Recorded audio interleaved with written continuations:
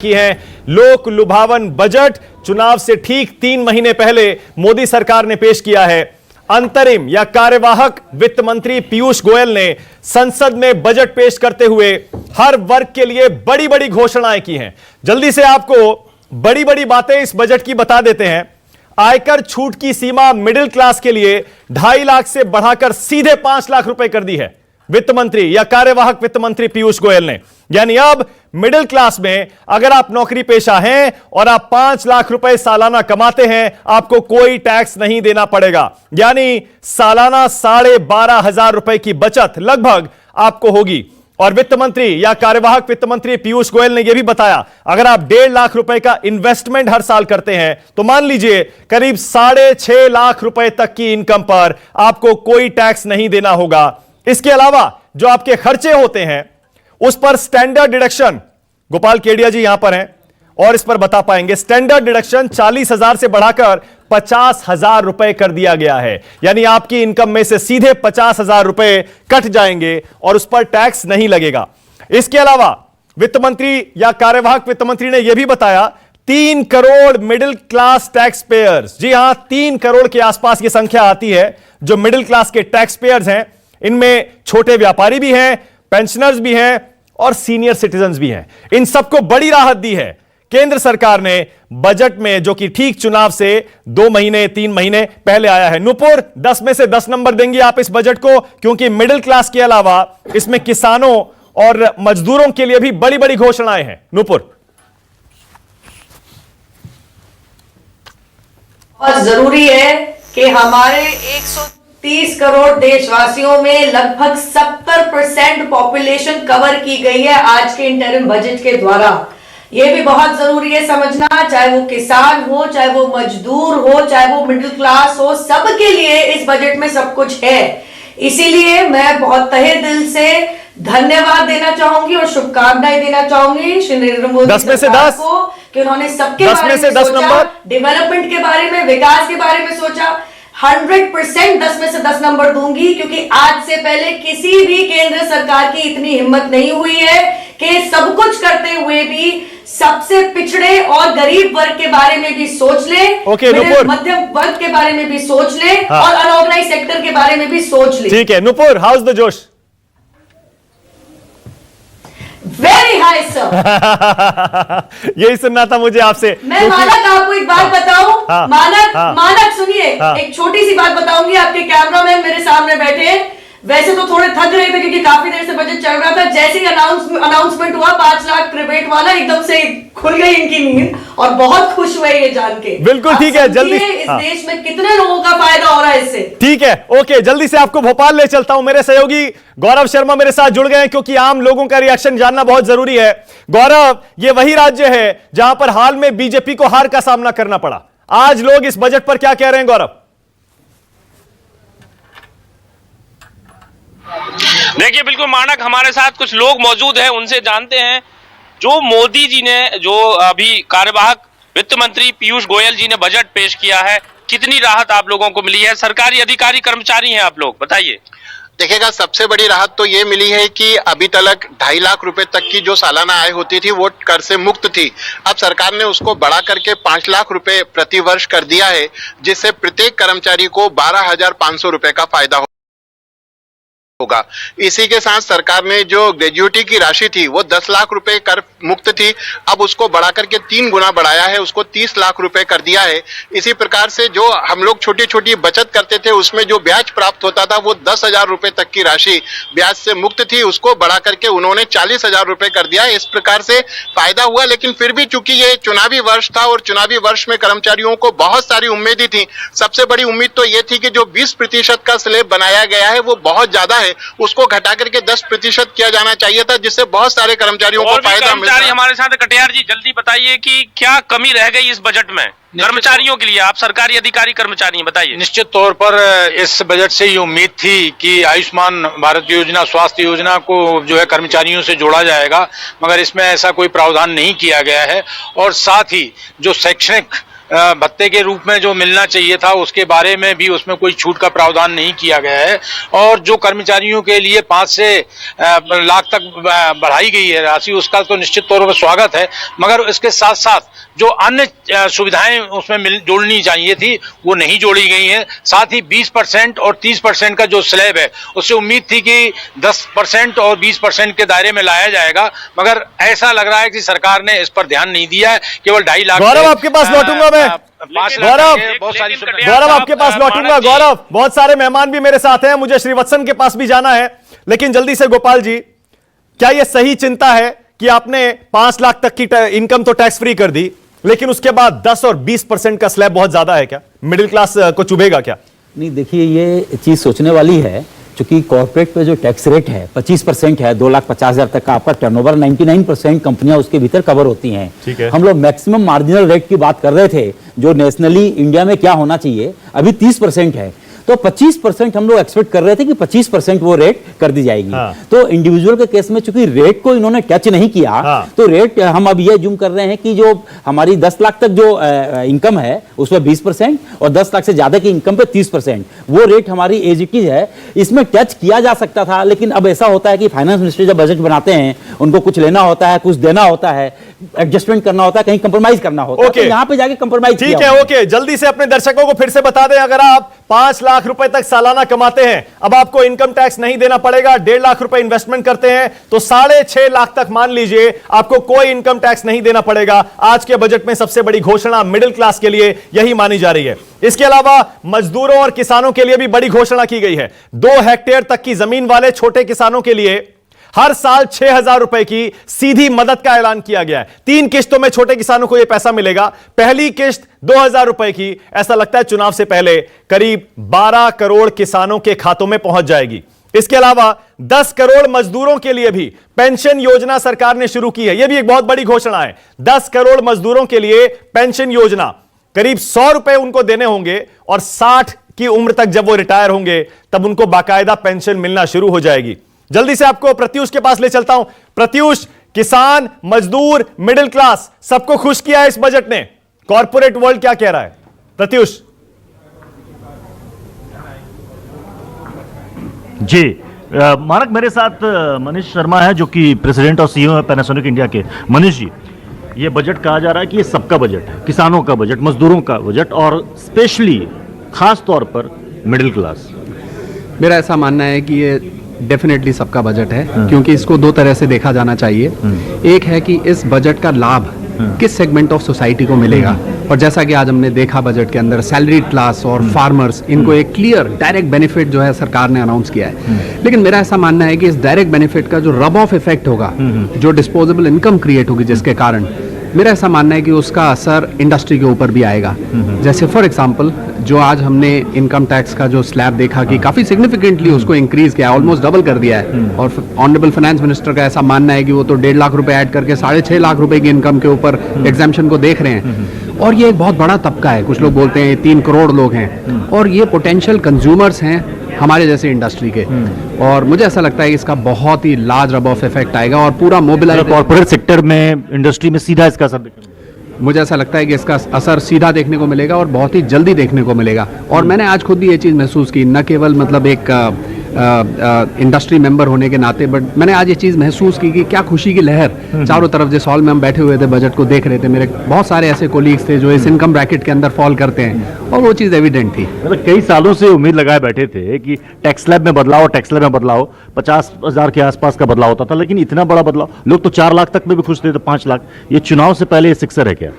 मैं इसे चुनाव की दृष्टि से नहीं देखना चाहूँगा।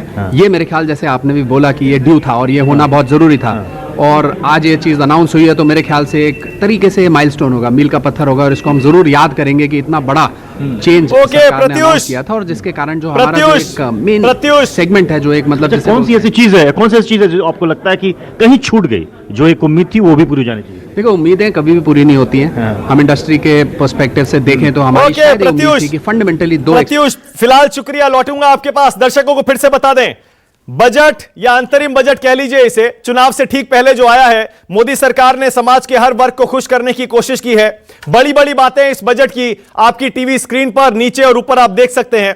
मिडिल क्लास के लिए इनकम टैक्स में सीधी छूट 2.5 लाख से इनकम टैक्स की सीमा, छूट की सीमा सीधे 5 लाख कर दी गई है। और अगर आप इन्वेस्टमेंट करते हैं 6.5 लाख की सालाना इनकम तक, आपको कोई टैक्स नहीं देना पड़ेगा। स्टैंडर्ड डिडक्शन जो कि खर्चों पर मिलता है 40 से बढ़ाकर 50,000 कर दिया गया है। और वित्त मंत्री का कहना है 3 crore middle class tax pairs को इसका सीधा फायदा मिलेगा। इसके अलावा किसानों के लिए एक नई योजना शुरू की गई है जिसमें हर साल 6,000 रुपए किसानों के अकाउंट में सीधे डाले जाएंगे। 2,000 की सीधी पहली किश्त चुनाव से पहले आ जाएगी। पुष्पेंद्र जी खुश हैं आप इससे? किसान नेता है। श्रीवत्सन, एक सेकंड में आ रहा हूं आपके पास। जो तेलंगाना मॉडल है उसमें प्रति एकड़ प्रति सीजन 4,000 रुपए, यानी कि 1 हेक्टेयर के ऊपर करीब जो है 20,000 रुपए दिए जाते हैं।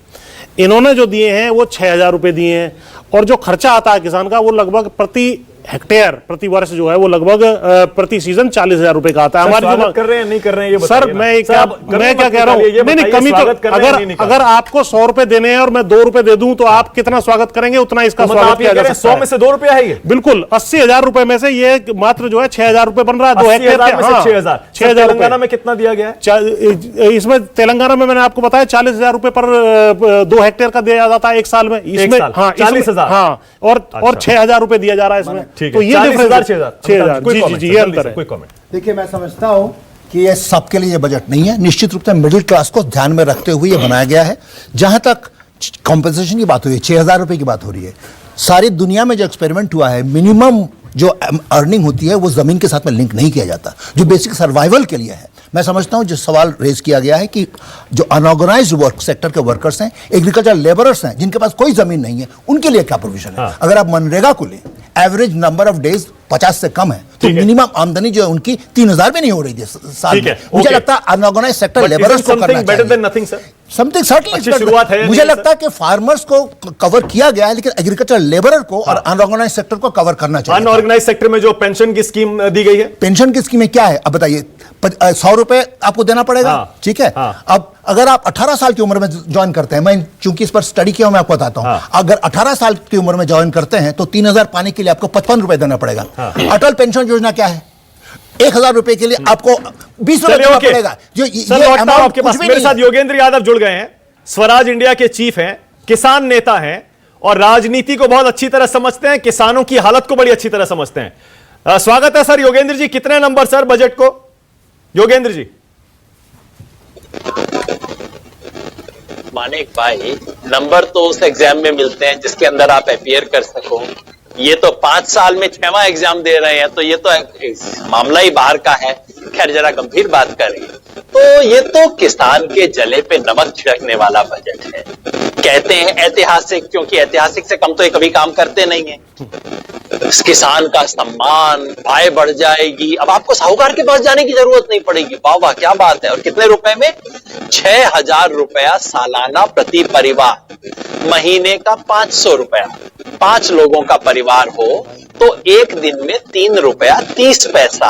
प्रधानमंत्री जी चाय पे चर्चा करना चाहते हैं, इतने में तो चाय भी नहीं मिलेगी 3 रुपए 30 पैसा में। तो मजाक भी करना था तो ठीक से करते ना, इतना तो भिखारी भी नहीं लेता आजकल 3 रुपए का नोट। 3 रुपए तो आपसे। आप देखिए, तेलंगाना जो चर्चा हो रही थी, सही बात बता रहे थे। तेलंगाना ने कहा था यदि आपके पास 5 एकड़ जमीन है तो आपको 40,000 मिलता था, और अब उसे बढ़ा के 50,000 कर दिया तेलंगाना ने। 10,000 प्रति वर्ष प्रति एकड़। ठीक है, आप एकड़ के हिसाब से नहीं करना चाहते, आप सब्सिस्टेंस देना चाहते हैं, जैसे कोई साथी बोल रहे थे, तो सब्सिस्टेंस इतना तो हो कि वो सब्सिस्टेंस हो। इस देश में पेंशन, बुढ़ापा पेंशन कितनी मिलती है?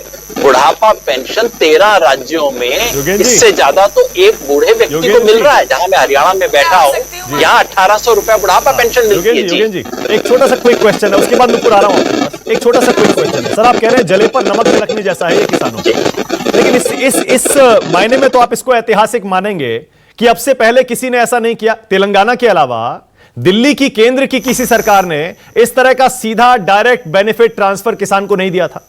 इस मायने में तो ऐतिहासिक है या नहीं?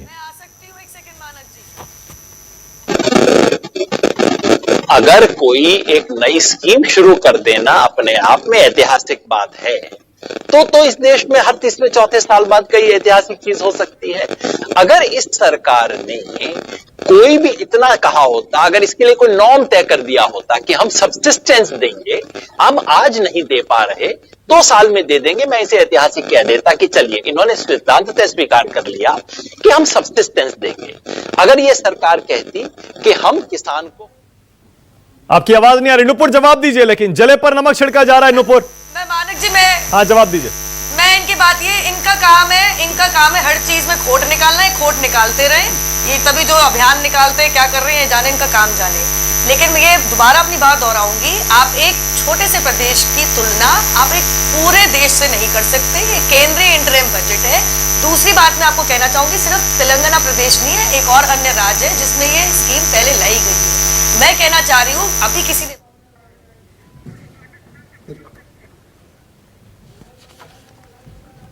It's a very forward-looking budget, but at the same time rooted into today's reality, and therefore it is one of the most brilliant idea that Prime Minister has proposed of New India has now been given a full shape. How the New India will emerge, what are the different contours of the New India have been addressed. So therefore I think this is going to be a growth-oriented, at the same time socially focused budget that we have presented. I am really happy that now India will be on a path of big progress. How's the Josh? Suresh प्रभु तारीफ कर रहे थे। नुपुर एक second में लौट रहा हूं आपके पास। अतुल जोशी मेरे साथ जुड़ गए हैं, सीईओ हैं ऑयस्टर कैपिटल के। अतुल जी, कितने नंबर पहले तो बजट को दे रहे हैं आप 10 में से, और दूसरा ये बताइए सर, कहा जा रहा है हर वर्ग के लिए इस बजट में कुछ ना कुछ है, आप भी मानते हैं सर ऐसा? इस बजट को मैं 8 का नंबर दूंगा 10 में से। फर्स्ट टाइम मैं 5 के ऊपर क्रॉस कर रहा हूं। अरुण जेटली के जितने भी बजट्स थे, मेरा स्कोर जनरली 5 या उसके नीचे रहा था, तो ये बजट के मैं 8 का स्कोर दे रहा हूं। इसमें मैं इसको 5 सर्कल में ड्रॉ करूंगा। किसान सबसे पहले, उन्होंने जो अनाउंसमेंट की थी उसके हिसाब से किसान को minimum 20,000 rupees per month per annum मिल जाएगा। दूसरा है अनऑर्गेनाइज सेक्टर, तो उसको लिए उन्होंने इमीडिएट ये नहीं किया है, लेकिन किसानों के लिए सर 6,000 है, 6,000 एनुअल पर एनम 6,000 है, और करेक्ट। और जो 20,000 करोड़ का उन्होंने इमीडिएट ये किया है एलोकेशन फॉर 18-19। और जो मिडिल क्लास है अनऑर्गेनाइज सेक्टर, उसके लिए उन्होंने पेंशन स्कीम लागू कर दी है, सैलरीड क्लास को काफी सारे बेनिफिट्स दिए हैं। उसके बाद उन्होंने कॉर्पोरेट सेक्टर सर एक second, What's your first reaction? I think it's a fantastic. कुछ बोले नहीं, राहुल गांधी बिना बोले चले गए। बोलिए अतुल जी, बोलिए। तो जो नए कॉर्पोरेट्स आएंगे जिनकी इनकॉर्पोरेशन अभी होगी, उनको उन्होंने 25% के ब्रैकेट में लगाया, which is also a very good step. और लास्टली अगर देखा जाए तो रियल एस्टेट सेक्टर के लिए भी एक बूस्टर माना जाएगा कि 1 साल से ज्यादा अगर उनकी अनसोल्ड इन्वेंट्री होती थी तो उसके ऊपर नोशनल इनकम गिन के उसके ऊपर टैक्स लगाया जाता था। अभी वो पीरियड बढ़ा के 2 साल का कर दिया गया है, जिसकी वजह से रियल एस्टेट सेक्टर को भी एक बूस्ट मिल सकता है। इसमें से सिर्फ 2 सेक्टर्स बाहर बचे हैं, एक है लार्ज कॉर्पोरेट्स और दूसरे है बैंकिंग सेक्टर। ये 2 सेक्टर के लिए कोई प्रोविजन नहीं किया, बाकी उन्होंने पूरी इकोनॉमी को बाय एंड लार्ज कवर किया है और सारे अच्छे इंसेंटिव्स दिए हैं। मेरे ख्याल से ये डायरेक्शनली पॉजिटिव बजट रहा है।